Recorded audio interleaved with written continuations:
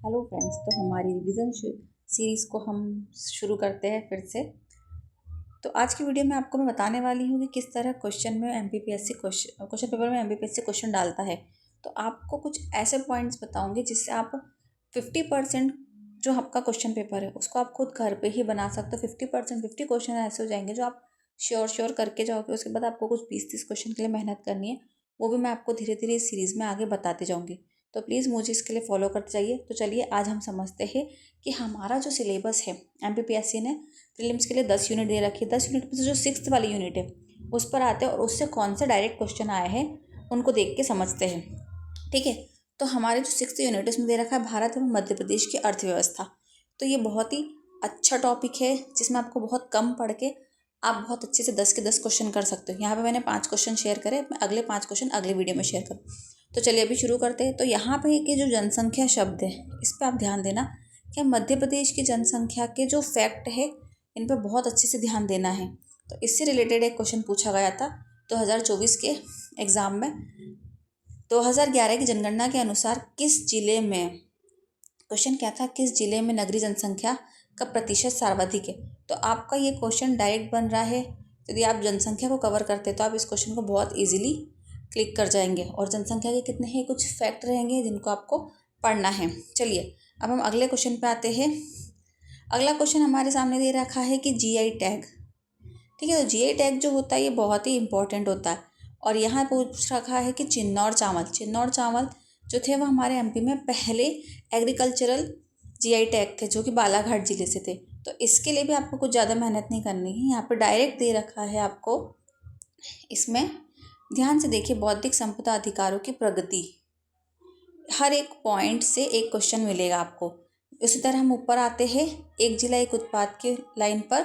एक जिला एक उत्पाद से 100% श्योर है कि आपके जो ज़िले हैं हर ज़िले को एक उत्पाद दे रखा है। तो आपको हर ज़िले के साथ कौन सा है इसको बहुत अच्छे से याद कर लेना है। बहुत इजी टेक्निक भी है, बहुत सारे वीडियोस भी मिल जाएंगे आपको यूट्यूब पे। तो आप उनसे इसको पढ़िएगा और देखिए कि एक क्वेश्चन इसमें एक जिला एक उत्पाद से पूछा गया है।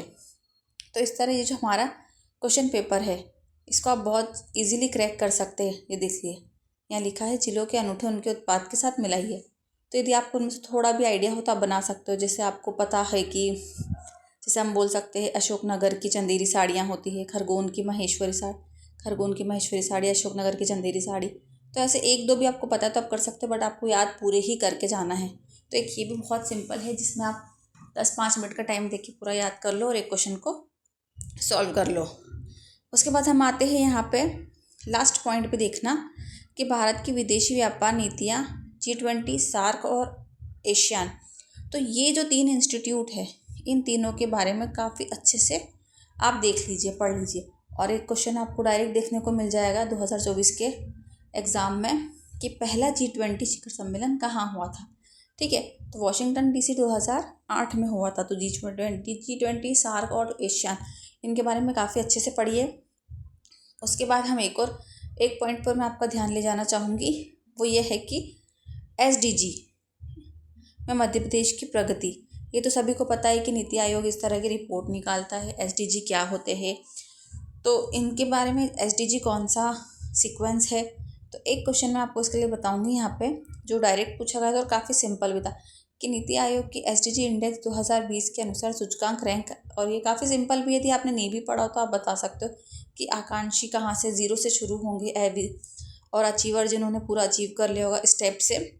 तो ये काफ़ी सरल था क्वेश्चन पेपर के। कुछ 5 क्वेश्चन मैंने आपको दिखा दिए हैं इन पॉइंट से डायरेक्ट निकाल के। तो आप एक पॉइंट को उठाइए, थोड़ा रिवाइज कीजिए।